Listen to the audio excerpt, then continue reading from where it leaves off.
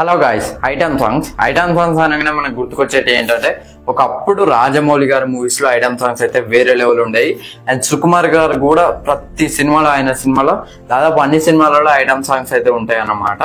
So item songs కి సంబంధించి అంటే ఎట్లా అంటే స్టోరీ మనకి చాలా బోరింగ్ గా ఉంటది అనమాట. సో బోరింగ్ గా ఉన్నప్పుడు ఎంగేజింగ్ గా చేయడానికి ఒకప్పుడు అయితే ఐటమ్ సాంగ్స్ అయితే వాడేవారు అనమాట.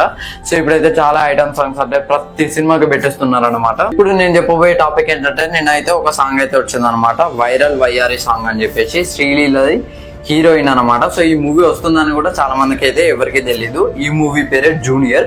సో ఇందులో శ్రీలీల అండ్ జెనీలియా వీళ్ళిద్దరైతే యాక్టింగ్ చేస్తున్నారు అనమాట. హీరోయిన్స్ గా వీళ్ళైతే నటిస్తున్నారు.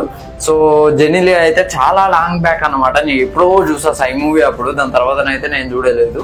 అంటే సాంబా లాస్ట్ అనుకుంటా. సాంబా తర్వాత ఇక్కడ జెనీలియా అయితే కనబడలేదు. మళ్ళీ ఈ మూవీలో కంబ్యాక్ ఇస్తుంది.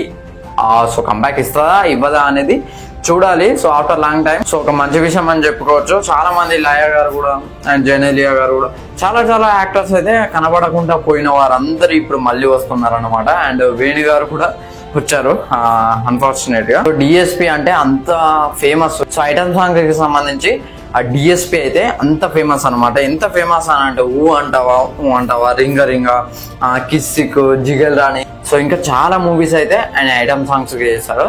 అంటే సుకుమార్ గారి ఆల్మోస్ట్ అన్ని మూవీస్ లో పెట్టారు. ఒక నాన్న ప్రేమతో లేదు, అండ్ ఆయన ఇంకొక మూవీ ఏదో ఉంటది అబ్బా,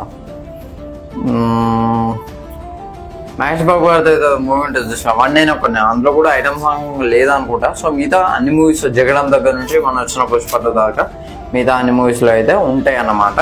శ్రీలీల గురించి ప్రత్యేకంగా నేను చెప్పనక్కర్లేదు. ది బెస్ట్ డాన్సర్ అని కూడా చెప్పుకోవచ్చు. హీరోయిన్స్ లలో ఇది one of the best dancer అని చెప్పుకోవచ్చు. సో గుంటూరు కారంలో చూడొచ్చు తన ఐటమ్ సాంగ్ అయితే. అంటే ఐటమ్ సాంగ్ ఏంటంటే ఒక కొత్త అమ్మాయి వచ్చి డాన్స్ చేయడం, అదే ఐటమ్ సాంగ్ అంటారు.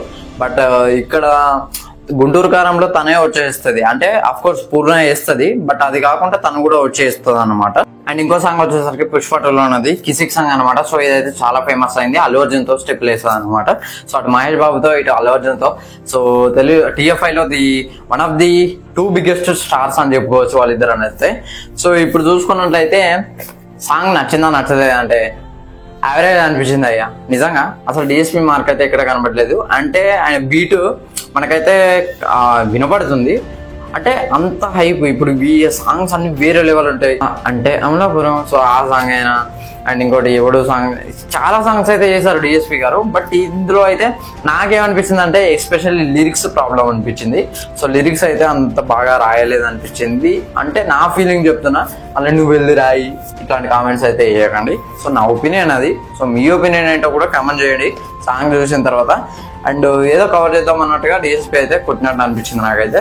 సో లిరిక్స్ ప్రాబ్లం అక్కడ, దానికి ఆయనే చేయరు. అండ్ ఆ కొరియోగ్రఫీ కూడా ఏదో చేద్దాం అనుకున్నారు, బట్ ఏదో అయిందనమాట. ఓవర్ రొమాంటిక్ గా ఉండడం వల్ల నాకైతే అంత ఎక్కలేదు. సో ఆ కాస్ట్యూమ్స్ కూడా అంటే ఏదో ఐటమ్ సాంగ్స్ చేయాలి కదా, ఏదో ఒకటి కలర్ మార్చేసి చేద్దాం అన్నట్టుగా వేసి తప్పించి వేరే అయితే ఏం లేదు. అంటే హీరోని ట్రోల్ చేస్తున్నారు. మరి అదేందుకు నువ్వే హీరోయిన్ రా, నువ్వు శ్రీలీలతో యాక్ట్ చేసేటేంట్రా అది ఇది అని చెప్పేసి ట్రోల్ చేస్తాను అనమాట. సో అట్లాంటివి అయితే చేయకండి. ఎందుకంటే ఎవరి ఒపీనియన్ నువ్వు యాక్టింగ్ చేయక్కడ, అర్థమవుతుందా? నేను నీకు చెప్తాను, నువ్వు ఎవరైతే ఆయనని అలా అన్నారో సో వాళ్ళకైతే చెప్తున్నాను, నువ్వు పోయి యాక్టింగ్ చేయక్కడ, నువ్వు పోయి డాన్స్ అయ్యి నీకు తెలుస్తుంది అక్కడ. ఇది ఫ్రెండ్స్ ఓవరాల్ గా వైరల్ వయ్యారి సాంగ్ రివ్యూ అయితే. సో వీడియో నచ్చితే లైక్ చేయండి, షేర్ చేయండి, కమెంట్ చేయండి, సాంగ్ చూసే ప్రయత్నం చేయండి. Thanks for watching.